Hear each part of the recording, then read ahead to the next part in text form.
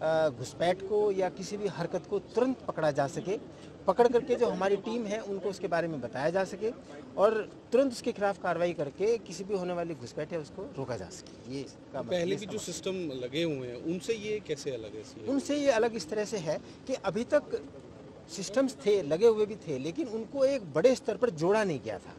अगर मान ली 4 सिस्टम लगे हैं तो 4 सिस्टम अलग अलग काम कर रहे थे।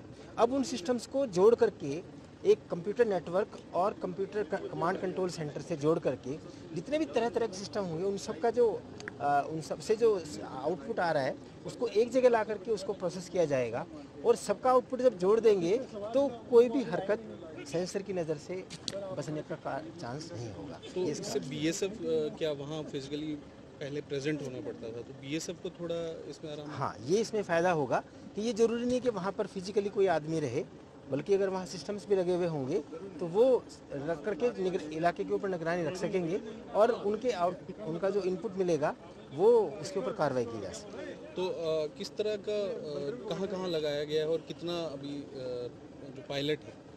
सिक्योरिटी रीजन से ये मैं नहीं बता पाऊँगा कि कहाँ कहाँ पर लगे हैं। वो बॉर्डर के ऊपर जहाँ ज़रूरी समझा गया है वहाँ पर लगाया गया है, लेकिन हाँ ये है कि पायलट प्रोजेक्ट 5 किलोमीटर के एरिया में लगाया गया है और अभी 5-5 किलोमीटर के लगभग 5-5.5 किलोमीटर के 2 एरिया सेलेक्ट किए गए हैं और उनमें ये लगाया गया है। जम्मू स्टेट में ये लगाया गया है और वहाँ ये कार्य कर। सर, इन्फिल्ट्रेशन का एक टनल्स भी देखा गया पीछे काफ़ी टनल, क्या उसको भी रोक पाएगा? बिल्कुल, ऐसा है कि जो टेक्निकल सिस्टम्स हैं वो ऐसे हैं कि ज़मीन के ऊपर हवा में या ज़मीन के ऊपर सतह पर या ज़मीन के नीचे होने वाली किसी भी कार्रवाई जो है उसका कुछ ना कुछ सिग्नेचर होता है, कोई वाइब्रेशंस होती है, कुछ होती हैं, तो उनको पकड़कर ज़मीन के नीचे भी अगर कोई कार्रवाई होती है उसको बहुत अच्छा